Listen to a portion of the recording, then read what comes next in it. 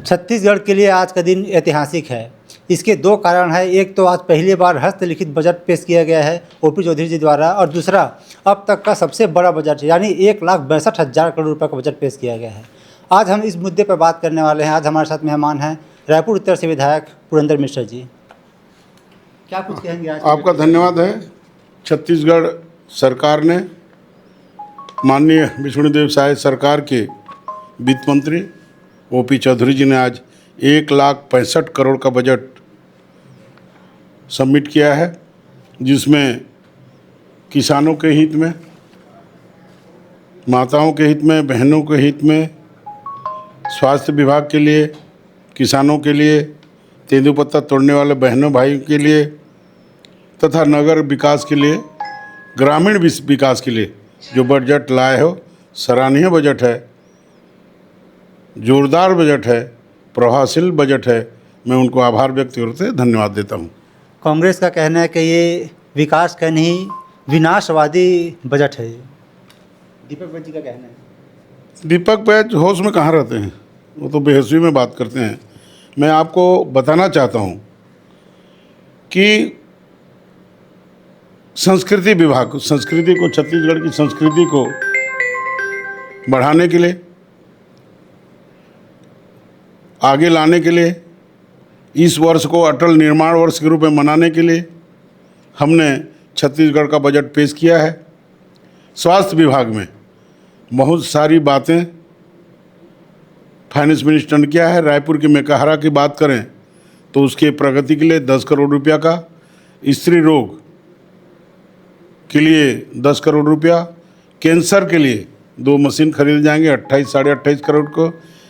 इस हिसाब से रायपुर के लिए विकास हुआ है। अंबिकापुर के लिए 150 करोड़ का, 110 करोड़ का मेडिकल उत्थान के लिए किया गया है। मैं आपको बताऊं 225 लाख किसानों के खाते में जब से विष्णुदेव साय की सरकार बनी है 1 करोड़ से भी अधिक किसान के खाते में पैसा जमा हो गया। आज उसकी चिंता करेंगे तो उनका 1 लाख करोड़ किसानों के खाते में जमा होना यह आश्चर्य की बात है। आज किसान संपन्न होते की ओर है, अग्रसर है। किसान को उनकी आय दुगना करने के लिए हमने अदरक, हल्दी, मसाले की खेती को प्रोत्साहन किया है। हमने सिंचाई को बढ़ावा देने के लिए अटल सिंचाई योजना का काम शुरू किया, जो 5,000 करोड़ रुपया का है। तेंदुपत्ता तोड़ने वाले भाई बहनों के लिए 4,000 से बढ़ाकर 5,500 रुपया किया है। ये सराहनीय कदम है। जिस तरह जगदलपुर बस्तर में प्रयास विद्यालय चल रहे हैं, उसके लिए अन्य क्षेत्रों में भी प्रयास विद्यालय की व्यवस्था करेंगे, जो लगभग उसके लिए 500 करोड़ का बजट किया गया है। मैं 14 नगर निगमों में विशेष योजना लाया जाएगा, जिससे शहरी क्षेत्र की जनताओं की सुविधा होगा। नक्सल को बात को पूरा खत्म करने के लिए, वहाँ शिक्षा को आगे बढ़ाने के लिए जिस तरह से जगदलपुर बस्तर में उस इलाके में चल रहा है, वो कार्य की सराहना करता हूँ। और माननीय केंद्रीय मंत्री अमित शाह ने जो कहा है कि 31 मार्च 26 तक हम भारत को नक्सल मुक्त करेंगे, इसका मैं उनका आभार व्यक्त करते धन्यवाद देता हूँ। ठीक उसी तरह हमारे वित्त मंत्री जी ने विभिन्न वर्गों को, चाहे आदिवासी हो, चाहे महिला हो, चाहे युवा हो, चाहे किसान हो, चाहे संस्कृति की बात हो, चाहे स्वास्थ्य की बात हो, चाहे चिकित्सा की बात हो, सब में विशेषकर ध्यान दिया है। खास करके पूरे छत्तीसगढ़ राज्य में जब से निर्माण हुआ, केवल अंजोरा में ही पशु चिकित्सालय का विद्यालय था, परंतु इस वर्ष नया विद्यालय हम बिलासपुर में बनाने जा रहे हैं। उनको मैं वित्त मंत्री जी को धन्यवाद देता हूँ। इस समय पूरे हमारे प्रदेश में पुलिस विभाग का एक नया फोर्स का भी गठन हो रहा है, जिसको नक्सलाइट के में और दूरस्थ अंचल में रहने से लोगों का सुविधा होगा।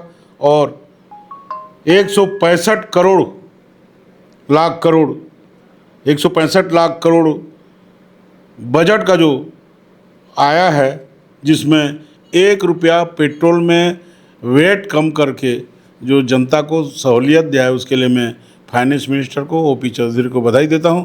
माननीय विष्णुदेव सरकार को बधाई देता हूँ, जो जनता का चिंता किए हैं, किसानों का चिंता किए हैं, युवाओं का चिंता किए हैं, नक्सली एरिया में रहे बच्चों की चिंता किए हैं, शिक्षा की चिंता किए हैं, संस्कृति की चिंता किए हैं। उनको धन्यवाद करता हूँ, आभार व्यक्त करता हूँ। एक और बात है, जो एक वर्ग है महिला वर्ग है, उन जो बहुत सारी महिलाएं हैं जिनको महतारी वंदन योजना का लाभ नहीं मिल पा रहा था, तो अभी उन लोगों को उम्मीद थी कि इस बजट से उन लोगों को कहीं ना कहीं मांग पूरी होगी, लेकिन अभी इसके लिए भी बजट का प्रोविजन किया गया है। एक हमारा नगर निगम चुनाव में हमारा अटल विश्वास पत्र जारी किए थे, जो योग्य होंगे महतारी बंधन में उनका अनुदान पाने के योग्य हैं, उनका सर्वे करा के उनको हमसे फिर अनुदान देंगे और उनके लिए फॉर्म भराए गए हैं, उस फॉर्म को स्क्रूटनी करा के जो योग्य होगा उसको देंगे। जी 2047 तक विकसित छत्तीसगढ़ का कल्पना किया गया था, क्या जो ये बजट जारी किया गया है तो लगता है कि उसका एक आधारशिला साबित होगा? निश्चित ही हम 2047 में विकसित भारत के साथ विकसित छत्तीसगढ़ का जो परिकल्पना की है उसके लिए बजट का प्रारंभ है आने वाले समय में, और इस कदम को आगे बढ़ाते हुए नरेंद्र मोदी जी की सपना को पूरा करेंगे। जी धन्यवाद।